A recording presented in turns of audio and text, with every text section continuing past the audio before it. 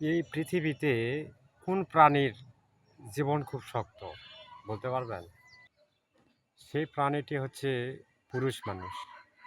হাজারো কষ্ট বুকে চাপা দিয়ে, হাজারো কান্না লুকিয়ে রেখে হাসি মুখে পথ চলাটার নামই হচ্ছে পুরুষ মানুষ।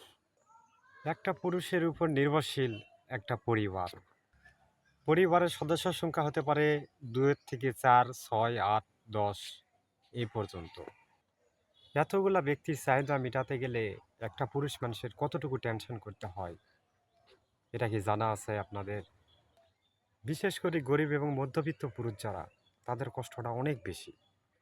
গরিব এবং মধ্যবিত্ত পরিবারের পুরুষের বদলে যদি কোনো নারী সংসার পরিচালনা করার দায়িত্ব দেওয়া হয়, আমার তো বিশ্বাস প্রতি মাসে ১ পাউন্ড করে রক্ত তাদের ক্ষয় হবে আর কি।